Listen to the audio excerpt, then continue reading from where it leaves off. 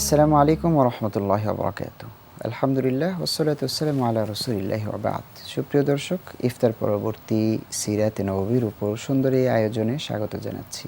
লাবিলু নিবেদিত প্রতিদিন ইফতারে সিরাতে নববী।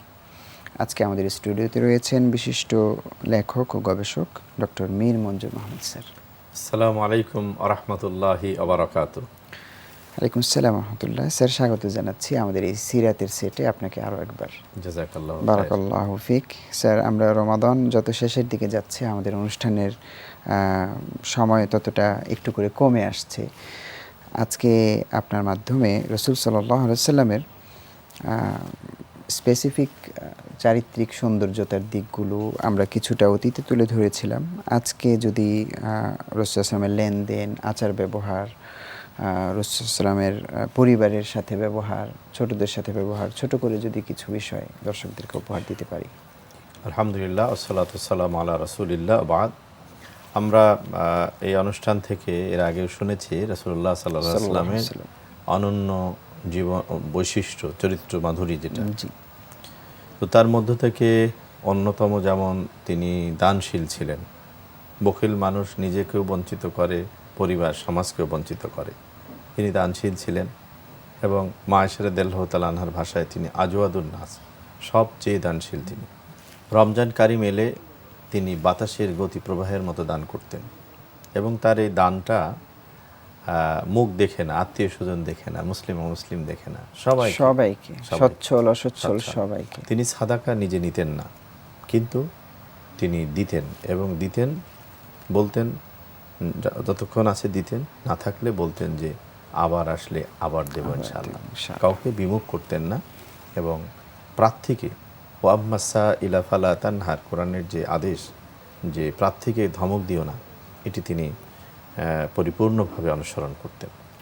যেমন তার অনন্য বৈশিষ্ট্যের ছিল লজ্জাশীলতা, নির্লজ্জতা। আজকে আমাদের ব্যক্তি, পরিবার এবং সমাজ জীবনকে নিঃশেষ করে দিচ্ছে।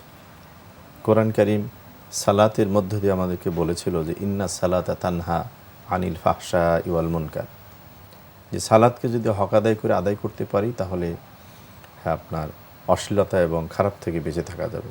কিন্তু আমরা সালাতের সে হক আদায় করতে না পারার কারণে আমরা অশ্লীলতা মুক্ত হতে পারছি না। অথচ নবীজি ছিলেন সবচেয়ে লজ্জাশীল মানুষ। তিনি পর্দার যে বিধান সেটা তো তিনি নিজেই করেছেন, অনুসরণ করেছেন আল্লাহর আদেশের পরে।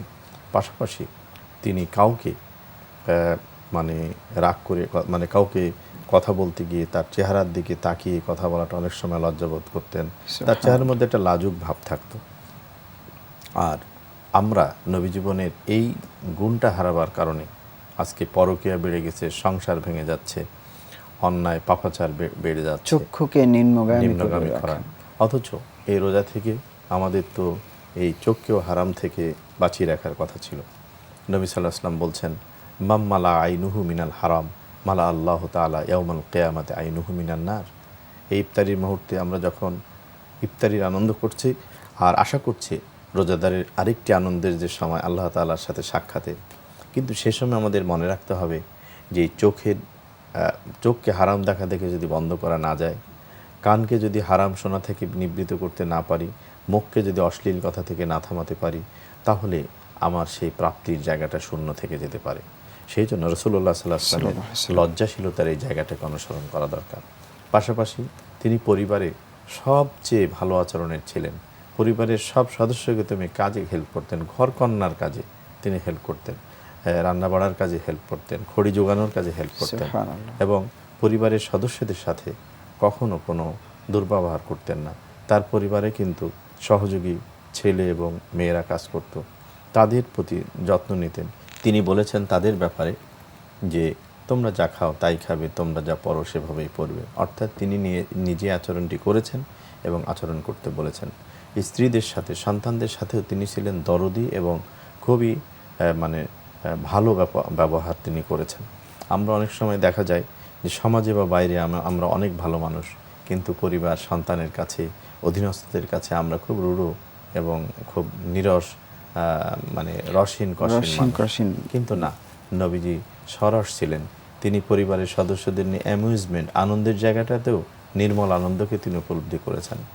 একবার মদিনাতে তিনি মা আয়েশা সিদ্দিকা রাদিয়াল্লাহু তাআলা খেলা দেখতে চেয়েছেন। তখন তো শরীরচর্চার নানা খেলা হতো, তো খেলা দেখতে গেছেন। তো মা আয়েশা রাদিয়াল্লাহু তাআলা আনহা নবীজির পিছন থেকে দেখছে, তো উনি ভালো দেখতে পাচ্ছেন না। যতক্ষণ হ্যাঁ, দেখতে চেয়েছেন ততক্ষণ দেখিয়েছেন ততক্ষণ কাঁধের দেখিয়েছেন। পরে তিনি তার কাঁধেই করে মানে বলছে যে তুমি এভাবে দেখো যাতে তোমার দেখার সমস্যা না হয়। স্যার, আমরা এভাবে। একেবারে শেষ পর্যায়ে আমরা বাকি দিকগুলো আগামী পর্বে ইনশাআল্লাহ আপনার মাধ্যমে উপহার দেওয়ার চেষ্টা করব। দর্শক ইনশাআল্লাহ। দেখছিলেন সিরাতে নববীর আমাদের বিশেষ আয়োজন। আজকে বিদায় নিয়ে নিচ্ছি। আগামীকাল একই সময় একই চ্যানেলে ইফতার পরবর্তী এই সিরাতে নববীর আয়োজনে আপনাদের আমন্ত্রণ জানিয়ে আসসালামু আলাইকুম ওয়া রাহমাতুল্লাহি ওয়া বারাকাতুহু।